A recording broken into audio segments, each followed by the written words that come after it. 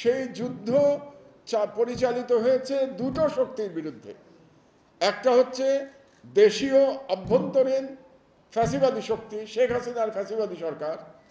আর একটা শক্তি হলো বাইরের শক্তি, ভারতীয় আধিপত্যবাদী যে শক্তি, তার বিরুদ্ধে লড়াই। এটা কিন্তু দুই লড়াই একসঙ্গে হয়েছে এবং আলহামদুলিল্লাহ আল্লাহর অসীম রহমতে আমরা দুটো শক্তিকে পরাভূত করতে পেরেছি মহান জুলাই বিপ্লবের মাধ্যমে। তো এই যে ফ্যাসিবাদ তৈরি হয়েছিল, সেই ফ্যাসিবাদের অনেকগুলো রূপ আছে। তার মধ্যে একটা রূপ হচ্ছে, আমি যেটাকে বলি সাংস্কৃতিক ফ্যাসিবাদ। এবং এই যে আমরা গণমাধ্যমের ভূমিকা নিয়ে আলোচনা করতে গেলে আমাদেরকে সাংস্কৃতিক ফ্যাসিবাদ বিষয়টা একটু বুঝতে হবে।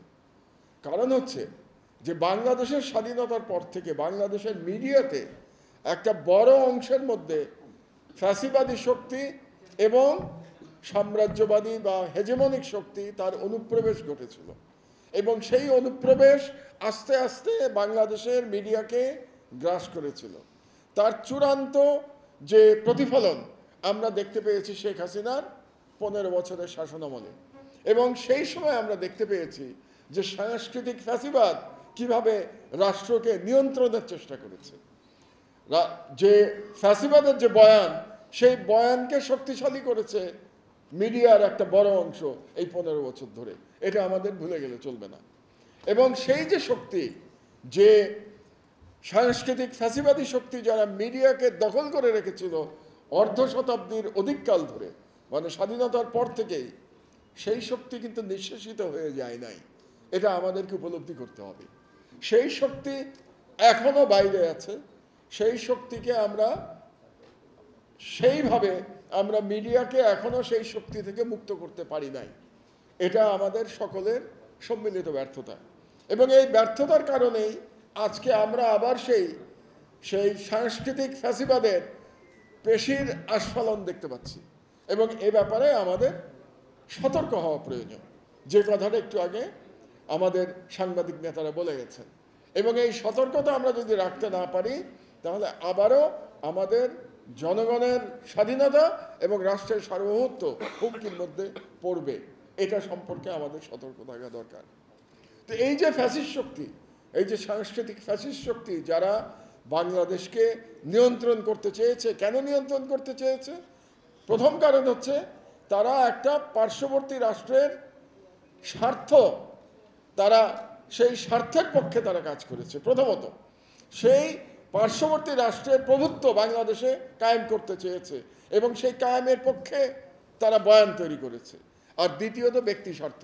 ব্যক্তি স্বার্থের প্রমাণ আমরা দেখতে পেয়েছি যে 15 বছরে এই সমস্ত মিডিয়ার লোকজন কিভাবে কত টাকার মালিক হয়েছে। যেমন একটা উদাহরণ আপনাদেরকে দেই আমি, শ্যামল দত্ত।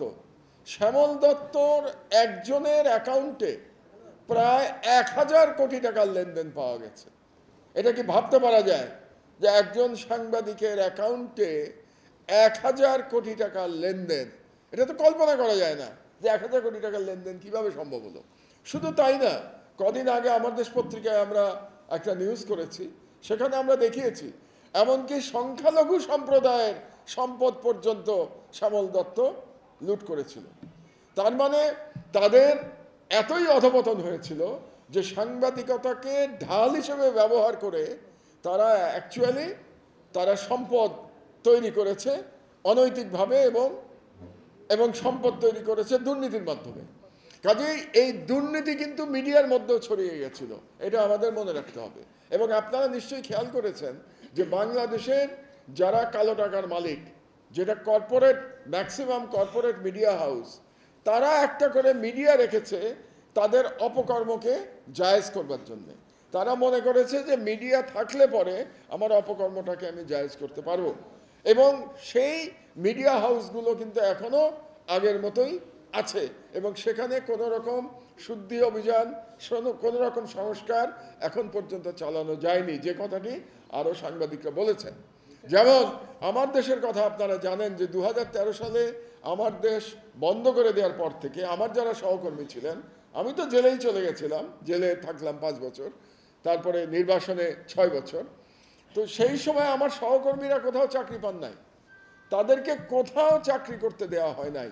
আমার দেশ আবার নতুন করে প্রকাশের আগ পর্যন্ত, তার মানে বিপ্লবের মানে পরিবর্তন পর্যন্ত তারা কোথাও চাকরি করতে পারেন নাই। তার মানে কত বছর? 12 বছর। 12 বছর তারা অনেক কষ্টে জীবন কাটিয়েছেন, অনেক কষ্টে তাদের সংসার চলেছে। তাদের দুঃখ বেদনা কেউ দেখার মতো কেউ ছিল না, যে কত কষ্ট করে এই সাংবাদিকরা চালিয়েছেন।